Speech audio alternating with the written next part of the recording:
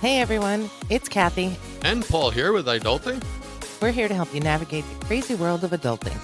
Because let's be real, it's a wild ride. We'll be dropping tips, sharing stories, And maybe even spilling some embarrassing secrets along the way. so get comfortable, grab your favorite drink, get ready to laugh, learn, and level up your adulting game. This is Adulting. Don't forget to like, follow, and or subscribe, and share this podcast. Head over to adulting.com for more information and to submit questions for us about adulting. And maybe even pick up some of our new merchandise. And if you know any fellow adults who need some guidance, send them our way. Hi everyone, welcome back to Adulting, your one-stop shop for learning how to adult in the world. So today we're going to be dealing with some serious but necessary things. They're not serious like the end of the world. They can be, but not usually. We're going to talk to you guys about dealing with unsolicited and unwanted romantic attention. It can be challenging, but it's important to prioritize your comfort and safety while still aiming for a clear and respectful response. The key is to be direct and firm while keeping your tone kind and simple. Right, so we're going to go over some things to help you keep it firm yet kind as your approach. First and most important thing is you need to keep it clear and simple. That's the core strategy here. You want to be direct. Ambiguity can be misinterpreted as hesitation, which might be encouragement for that person to push harder. You want to make sure you say no clearly. Keep it brief. You don't owe anyone a detailed reason. Simply I statements. Focus on your feelings and decisions, not theirs. Be consistent. Once you say no, your words and actions should reinforce that boundary. Avoid mixed signals, like apologizing or try to be overly friendly after. When someone asks you out or flirts with you in a way that makes you uncomfortable, you can use phrases like, "That's kind of you to ask, but I'm not interested." Or thank you, but I'm not looking to date right now. That would work. You can also say, "I appreciate the compliment, but I don't feel a romantic connection." So let's talk about how we're going to handle persistent or boundary crossing behavior. If a person doesn't take the hint, let's face it, guys, we're not the brightest bulb usually. Sometimes we don't take the hint. Or if their attention is more persistent and uncomfortable, you need to escalate the firmness. Kindness is still in the realm of possibility, but firmness becomes the priority. And remember, this isn't one way. This isn't always the guys pushing the boundaries with the girls. Sometimes it works the other direction. Sometimes girls are very persistent. Right. You want to start with an I statement. I feel uncomfortable when you stand that close. Please take a step back. Or, "I've made it clear that I'm not interested. Please respect my decision and don't bring this up again." Now, it gets a little more awkward if they're truly a friend or an acquaintance, or you're stuck in class with them, or some other way that you're going to be around them anyway. So you want to say something like, "I value our friendship," or "I value our time in class, but I need you to stop the romantic comments. If you can't, I'm going to need some space from you." Now, there are also nonverbal cues. Your body language should support your words. You want to maintain a neutral expression. Avoid smiling or laughing nervously, as this can be misinterpreted as flirtation or encouragement. Make sure you're standing firm. Use a firm, upright posture. Make sure you're standing tall. Make brief but confident eye contact, and use a clear, steady voice. Create distance. Physically step away from the person if they are too close to you. Disengage. After you set your boundary, you can turn your body away and focus on another activity or person. Now, this is when to drop kindness for safety.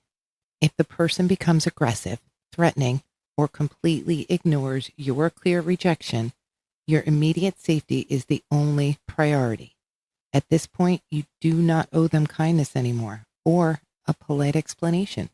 Right. You want to be blunt. Let's face it, some people, they're just pretty dim bulbs and they need to hear it bluntly. No, leave me alone. Don't touch me. back off. Or you could remove yourself, walk away quickly to a safer, more public area. And if you're really feeling unsafe, seek help. Immediately call a friend, move towards a group of people, or alert security, staff, police, etc. Remember, you have the right to feel safe and respected. Setting boundaries is a fundamental part of self-respect, and you are never responsible for the way another person reacts to your truthful and firm rejection. So let's dig a little deeper into this. It's the psychology of a firm but kind rejection, and we're going to do it by contrasting possible responses here. So your primary goal is to send an unambiguous message.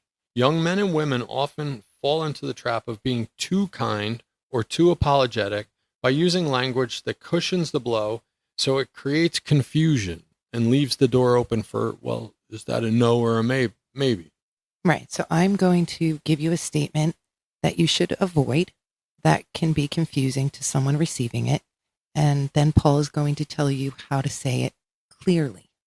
The first one is, maybe another time when I'm not so busy. A more direct approach would be, I'm not interested in dating you. The first one implies timing, and it can leave confusion. The second establishes a permanent lack of romantic interest. Now the next one is, I'm just focused on my career right now. Again, not direct enough. I would say, I don't feel a connection, and I don't want to date you. The first can be seen as an excuse, so they might interpret the maybe and think they can wait it out. The second is non-negotiable personal feeling. The last one is saying nothing and just ignoring them. Right. You don't want to be in the ghosting category here. So make sure you say something like, no, thank you. Right, because ghosting an acquaintance leaves room for them to interpret silence as shyness or playing hard to get, which also encourages their persistence. Next up, it fits more than just this category of an awkward communication. It's also something that polished people do. Less is more when it comes to words sometimes. And polished people, they'll say something like, that doesn't work for me. So resist the urge to over-explain. The longer your explanation, the more opportunities you give the other person to debate your reasons, which can draw you into an uncomfortable situation. Remember, you're not on trial. A simple no is a complete sentence. If you're feeling pressure or have rejected them multiple times, you are fully entitled to cut off the conversation after your initial firm statement. If they press you for a reason, simply restate your boundary. I understand this is disappointing, but my answer is not going to change. I've said all that needs to be said. Now, you want to deliver it, when possible, with empathy in your delivery. Kindness comes from the tone and acknowledgement, which you're going to have to judge. How severe is this situation? How dim is the bulb I'm dealing with? How blunt do I have to be? Ideally, you want to keep kindness in all your interactions. You want to acknowledge their effort. Say something like, thank you for being brave enough to ask me out. You can wish them well. I truly wish you the best in finding someone that's a great fit for you. And you want to make sure you maintain an even tone. Deliver your rejection calmly and firmly. An apologetic, nervous, or overly smiley tone can undermine the serious nature of the boundary you're drawing. Now, there are times when you want to keep the person as a friend or a colleague. So if you value their friendship but need to set a hard romantic boundary, you can say things like, I really enjoy spending time with you, but I only see you as a friend or as a professional colleague. I hope we can keep our relationship that way. Or if they're trying to turn a professional meeting into a date, you can say, I'm happy to talk to you about whatever work topic, but let's keep our conversation professional. Now, when attention is persistent or creepy even, if the person has already been rejected, or if the attention is invasive, someone's staring at you, unwelcome touching, repeatedly approaching you, your responses must be swift and non-negotiable. This means that your message must be congruent throughout all of what you're doing. Your voice and body language have to match, and they drop all attempts at being kind. use a flat, serious tone, and you want to make direct, firm eye contact. This alone, if you have a talent at the look, lets people know what's going on. If you are a little bit shy but extremely uncomfortable, you can do what's known as the public shout. If you feel threatened, don't hesitate to raise your voice to draw attention. Shouting stop or leave me alone is often the quickest way to de-escalate danger because you're involving bystanders. The final warning. I've already told you I'm not interested. If you approach me again, I will report your behavior, call security, or call the police. Just be prepared to follow through. Setting and enforcing boundaries is a skill that gets easier with practice. Do you have a specific situation or context like work, school, or social setting that you're most concerned about? The best way to respond depends heavily on where the unwanted attention is happening. Right. At work or at school, it's a little awkward because you need to be with the people you work with or you're in class with. So you want to keep it kind. You want to keep it Cordial. cordial. That's a great word. Thank you. You might want to say something like, I need to keep our relationship strictly professional or academic. I enjoy working with you, but I'm not interested in anything else. Please respect that. You can also say, if you bring this up again, it crosses a line and I will need to talk to HR, my supervisor, my professor, my teacher. In the workplace or school academic setting, it's important that you write down what happened and what you did about it. If this is ever going to go somewhere, you will need those records to go to the next steps. Now, most interactions when you're young, someone is interested in you, they ask you to be a romantic partner, and you say no. That's it. It's done and over with. Unfortunately, there are some situations where it does escalate, and that is when you want to have documentation. Now, next setting would be a social setting, whether it's at the gym, party, at the bar if you're old enough. In public, your focus is on speed and utilizing your surroundings to ensure your safety. I'm a big person on situational awareness, so this fits right in with that. You should always know what's going on, who's approaching, kind of where they are. Right. So if someone approaches you and you're in public, quick disengagement. Say no, thank you. I'm not interested.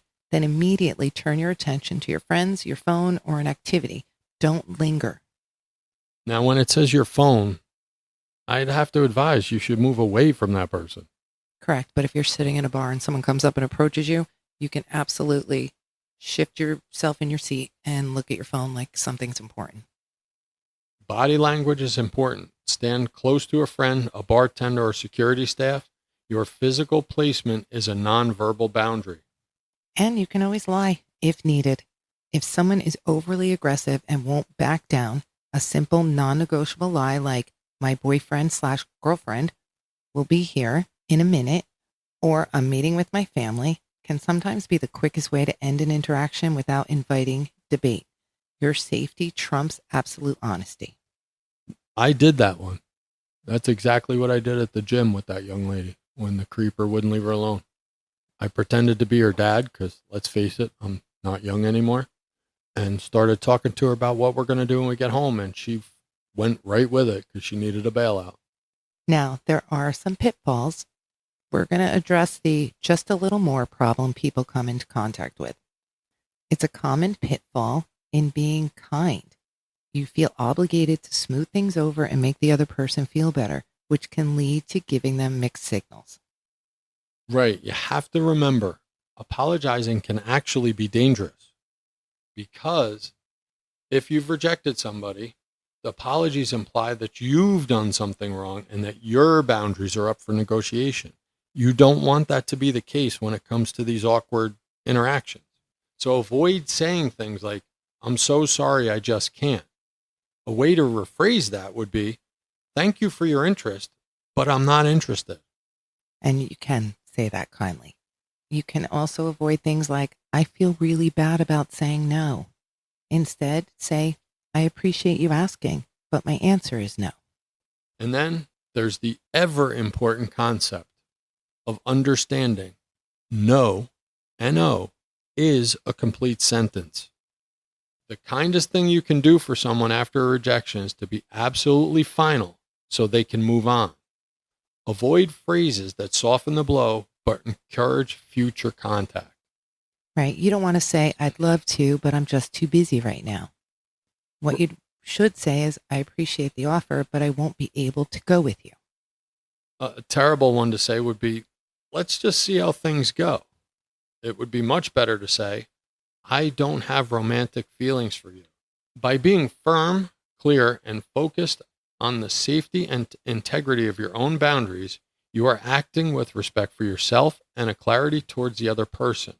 This is the truest form of kindness in this situation, and definitely prevents helpful dads from getting involved. Thank you for listening. It's been great talking to everybody. Don't forget about the website and our socials. We'll see you out there. Be safe. Just remember, you've got this, adults. Keep your head up, your spirits high, and keep adulting with us. Go forth and conquer the world, or at least your to-do list. And don't forget to like, follow, and or subscribe. Tell your friends, share the podcast, and head over to adulting.com for more information and to connect with us. See you on the next episode. Be safe.